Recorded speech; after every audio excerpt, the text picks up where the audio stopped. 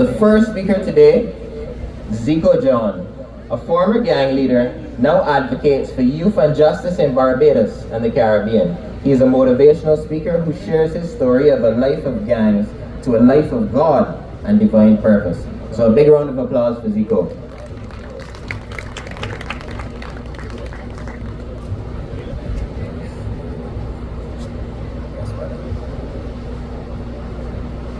Good evening, everyone. First of all, I want to give thanks to Marcia and her team for putting this on today because it is needed.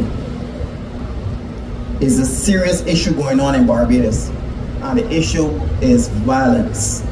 Not just guns, but violence. Well, those who know me will know this. I was once a contributor to violence as well as a recipient of violence. I was stabbed 5 times. I was involved in gang violence a couple years ago. I was also a leader of a gang as well. So when it comes to what would make a person decide to go on that road, trust me, I fully do understand the worldview of that individual. One of the biggest misconceptions is people believing growing up and choosing this road of destruction was what we wanted to do from the beginning. Well, in most cases, it is true. But some factors play, such as nature versus nurture, governmental governance, the proximity, the lack of opportunities, also the reality of our spiritual fabric, which has eroded as years pass. What we are seeing are the symptoms of broken systems. But before I dive in, I'm not here to play the blame game. I'm not here to point fingers. Just to say as it is. In a community where poverty is poverty and impoverishment, and on the wrong government is then formed. We may know it as blocks, we may know it as gangs, we may know it as that's what Portland men is learned. But where it is on the wrong government is then formed, they become a don, a boss, a big man. That's the man who's run things. He then governs by providing resources, money, and protection for those under him. In return for the enhancement of the block, where they use drugs as one of their biggest forms to gather funds to basically govern the operations. Like for example, a young boy growing up, never had a father. His mother was working a minimum wage. She wasn't able to provide the way he would have liked for her to provide. He was probably neglected most of the time due to the mother basically looking to work multiple jobs. So what happens? The boy goes outside, he ain't much men figures to look at her, he ain't much role models to look at her. Then you see the boss, a man driving some nice vehicles, probably got a nice chain, probably living a lifestyle that he could probably look at and say, you know, it's commendable. So then the boss tell him, listen big man, come here man, take care of you. Buy a pair of Jordans. A little 250 on your pocket, relax yourself. It start off innocent most of the times. People start to say, yeah, you just looking out for me. Not knowing that eventually you're going to do something, you're going to put in some work. As time passes, you feel indebted to that man because that's the only man who look out for you. When your father never did, your mother never home, ain't no role models in your life, ain't no much father figures. So they eventually feel indebted, and that's what happens to the majority of men who find themselves either working for a boss or a don or a big man, as you will call it. So you feel indebted to that man because you believe that man look out for you and protect you and give you money, you send you school, you put things on your back, he give you the latest clothes and things to wear. And for most people, that's what's happening the majority of the time. So when we're talking about why young people so angry, recently I heard that the reason why young people are angry is because of cell phones. I thought that was hilarious, but honestly, really and truly, one of the biggest reasons why young people is so angry is because of pain. Yes, I said it, pain, unresolved pain, hurt, fear, frustration, sadness, vulnerability, depression. Them is the underlying issues of anger, which can lead to one, you either want to implode or you either exploding. So for instance, You're dealing with trauma at home. You're witnessing certain things. You probably witnessed a cousin get shot, like I did, who was shot 5 times. Dealing with that pain, never getting therapy, never talking about it, or never being in an environment where you could talk about it, eventually brings some kind of resentment and anger and vengeance eventually grow inside of me. And I thought it was just because of this natural like violence that I was having these outbursts, but eventually started to explode upon people. I just like violence, but really and truly, it was helping me to decompress my mental, unresolved mental issues, which caused me to do the things that I was doing, and I was taking it out on other people. Other people implode. So they either harm themselves, whether it's cutting themselves, or even taking drugs to suppress whatever it is that they're facing. So we got into 2 different factors, being able to implode or being able to explode due to the frustration, the pain and things that we're dealing with. That's why we see young people when they're in certain environments and they're dealing with anger, pain and frustration and depression, and you see them acting up in this anger because you're not being able to identify with somebody else's pain when you don't believe nobody's identify with yours. You're not going to be able to have sympathy for other people when you don't believe people have sympathy for you. So you can be operating in a, in a survival instincts. And what happens majority of the times is see morality that we believe, what we think is right and wrong, and the principles that we do believe that we have. Morality disappears when you're in survival mode. When it comes to you having to eat, or feed your little girl, or feed your little boy, or operating in a place where you're just trying to live, you see all the right and wrongs, eventually that fades. You become numb even to that concept. Your perspective on life change. How you see people eventually change. The things you gotta do eventually changes. And then you're wondering why people so angry. Because a lot of people operating in survival mode. And when survival mode comes into play, and we say in pandemics, we say on Black Friday, when it comes to, we see how people operate when they get into that mode. A self. I need this. Our primal instincts, and that's what happened in today's society. A lot of young people operating in their primal instincts of survival mode. I will get it at all costs. My children go eat at all costs. I go live at all costs. And then another issue is that what happens is that sometimes they get themselves involved in trouble and then they find themselves into the prison system. And then there's no rehabilitation, or even if there's a rehabilitation, when it comes out, there's no road to redirect or to show them a skill or how to operate in that particular path. Because let me tell you something right now. When a man comes out of prison and somebody offers you a job, and then somebody tells you go send in a police certificate, a character, he head drop because he knowing for a fact he's not going to get the job.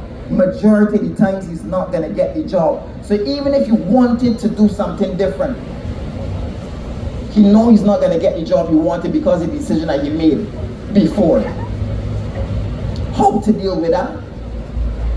And then we understand that life is about relationships and networking. And then the majority of the time, sometimes proximity, in terms of you networking, the only people you probably know is the ones that was in your neighborhood, who was never doing good, or the ones that you met in prison. So when you come back out and you're looking for somebody to stay with or help you get back on your feet, them is the people you end up turning to. So the blind leading the blind, or sometimes they do have good intentions but a wrong approach, and then they find themselves back in the same way they started before, looking back to a Don or a big man or somebody to get them a little handout. And these are some of the issues that we're dealing with. And then now we also got the broken homes where the father is not present, and even if the father is present, he is not active in our child life. And then the sad thing about it, when he goes to school, there's not even enough male presence in his school. So who is supposed to look to?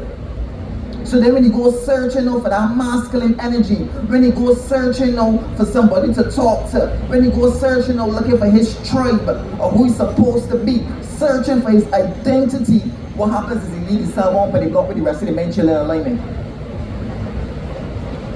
And that's what's happening. Most of our young people do not understand their identity, and if you don't understand your identity, you will never know your purpose. And they're looking for men to look up to.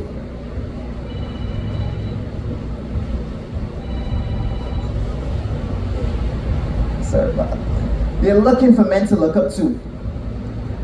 And the majority of the times there are none. So most of our born leaders who have the characteristics to be a born leader finding themselves out there to be on the block. Their skills and things and the God-given destinies and talents being thrown away because they're going someplace where they believe that they can fight or feel safe, or looking where they can basically reciprocate that masculine energy. A majority of the times, that's where it goes. And then now what's happening is so many mental issues are going unchecked. And what I do believe, the same way how we got curriculums in schools where there's PE teachers and you got the maths and you got science, I believe there should be small groups of 5s and 3s where young men and young women can go and have a conversation and talk, to release the pain, to speak about things that they have it so hard even talking about. Situations that goes on at home, things that they witness, things that they continue to keep them up at night. Sometimes even the same murders that they witness on the streets. How it is to lose a brother, how it is to lose a cousin, how it is to lose a friend, and not just carry on that burden and that anger and that vengeance, because eventually you can get that explosion given back to society, because that's what they're receiving every single day. And then when they witness it, then they're hearing it in the music. Kill this body, shoot that body, big gun this, big gun that. So you're hearing these things every single day coming into your mind. You seeing these things on your eyes. So then it becomes a division now between the perspective of society, the law-abiding citizens, yes, and then those who see this as their reality, as the jungle. So obviously then when people come and say them is the vagabonds, them is the road boys, they get dead, they can reach the way, they can go in prison, all these different things, because yes, I also have heard it as well. And one of the things that saved me was that I was able to be in an environment. Through the same Marseille weeks, it was also in an environment where there was young men that I could channel it, and I channel it into the arts, I channel it into dancing, the frustration and the anger. I channel all of that into something totally different. For some people, they don't even have that outlet. For some people, they don't even know where to look. And if there is the accessibility to even know more about it, it's very hard. Without somebody turning that eye, not trusting them, and all these different kind of things. So I do believe that there should be things in place where young men can go, young women can go and speak small groups and talk about the things that they're witnessing. We are growing up with too many traumas, things we encounter, and then we wonder why we're seeing so much damaged people. We're wondering why people are angry, waiting for a savior. A government ain't gonna do it. He ain't gonna do it. It's about optics for them, power for them, sure. And then when we're wondering where the guns coming from, let me tell you right now, ain't a boy coming from Orleans or Nelson Street that does not have a job and be able to bring in a container full of drugs or guns. Let me tell you this here right now. Let me tell you this here right now. And this is the way we go and look at the people who's already established, where they have the legitimate business, where they're intertwining with illegitimate business to bring in these things, to import and export these things. And then they're giving it and flooding it to the little underlings. Using them because they see money to gain. From the very, very top all the way down. And then we're wondering, you know what? Man, see little bag. No. People are profiting from their pain, profiting from their suffering. My advice to every single person here today is that we all need to contribute. We all have a voice. We all have an action. Don't think, man, it's just myself, just me, I can't do nothing about it. Yes, we can. And yes, we must. Your children depending on it. Your sisters and your brothers depending on it. Your mother depending on it. Even if you see somebody come out to prison, tell them to take a parade, I can help you out my brother, I can help you out my sister. Being more sympathetic to the pain and the frustration that we people dealing with every single day. Every single day. So I just want to encourage every single person here today, listening. Probably you might know somebody who's been through it. Probably you may be going through it. Probably you witness it. Or probably just a spectator. I'm trying to understand it. But we all got a role to play. And we can't be reactive no more. We need to be proactive, but most importantly, active. Thank you.